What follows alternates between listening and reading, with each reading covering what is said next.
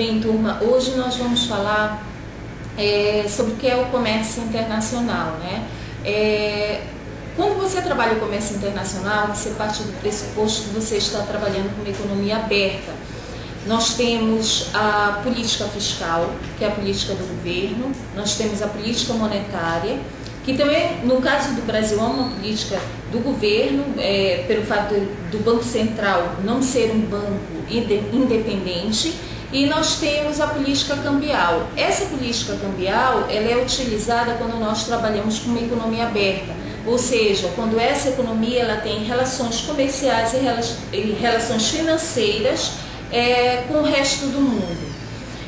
Há uma teoria na economia, né, das vantagens comparativas, que cada país deveria produzir, deveria se especializar naquele produto que apresentasse para ele menor custo de produção.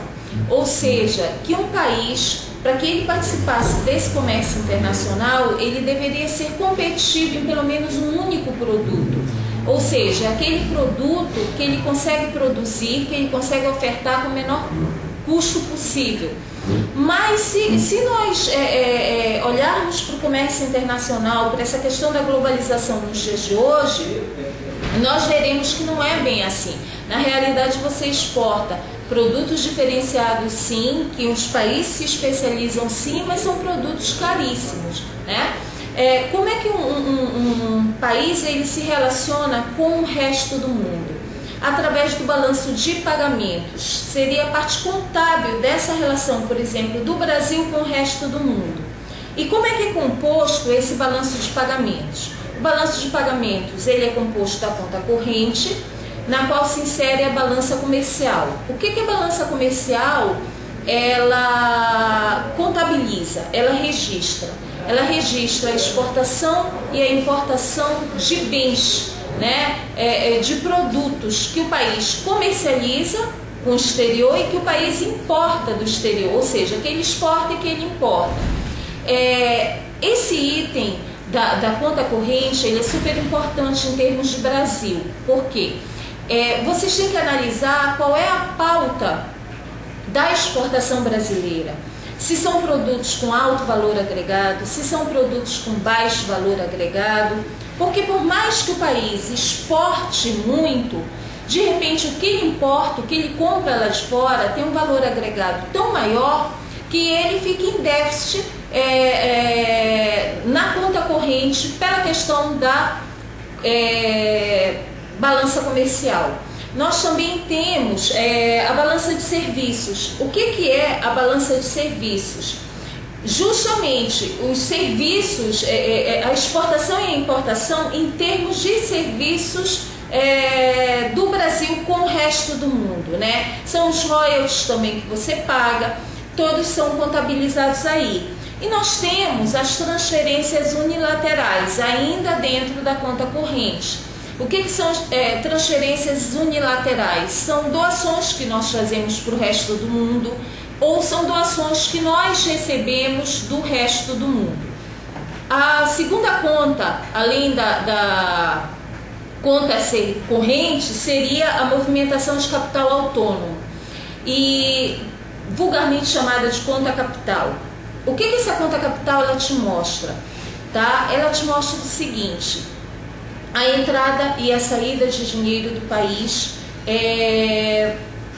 que pode ser tanto para empréstimo, para financiamento, quanto para capital especulativo. E é muito interessante essa movimentação de capital autônomo, porque ela vai te mostrar o seguinte: o governo, muitas vezes, ele fecha deficitário na conta corrente, pela balança comercial, com produtos de baixo valor agregado, pela questão dos serviços. Então, o que acontece? Ele tenta compensar na conta relacionada ao movimento de capitais autônomos. Ele tenta atrair aquele capital especulativo, é um artifício contábil.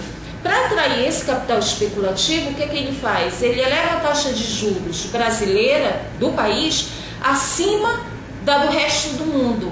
Esse capital especulativo, que não tem nenhum comprometimento com a produção, ele vem para o Brasil justamente em busca dessa taxa de juros maior, dessa remuneração maior do capital.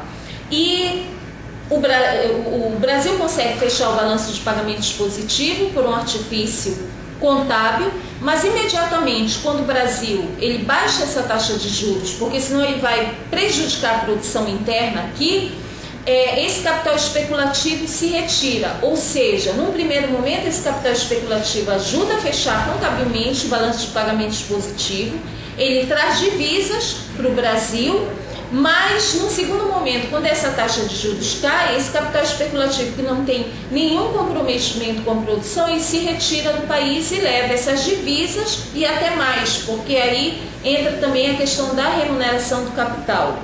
Nós temos a conta relacionada a erros e emissões. Você parte do pressuposto nessa conta que é difícil a mensuração da produção em termos de aspecto contábeis. E nós temos a conta relacionada às reservas, né, que ela contabiliza. Por exemplo, quando você importa um produto, você tem que pagar esse produto. Quando você compra lá de fora, você tem que pagar esse produto em termos de dólar, por exemplo. Então, as importações, elas significam vazamento, ou seja, que você vai perder reservas, porque você vai ter que pegar essas reservas para poder pagar. Quando você exporta, ao contrário, você recebe reservas e essas reservas, essas divisas, vão para a conta reservas. Bem, o mais importante para vocês terem em mente é começar a tentar analisar qual é a qualidade, qual a qualidade das exportações brasileiras, como é que está a pauta de exportação brasileira. Por exemplo, como é que cada estado contribui para essa produção e o que é que nós exportamos? São produtos de alto valor agregado, são produtos de baixo valor agregado, para que nós tenhamos um perfil da relação do Brasil com o resto do mundo e como eles se inserem nesse contexto maior da globalização.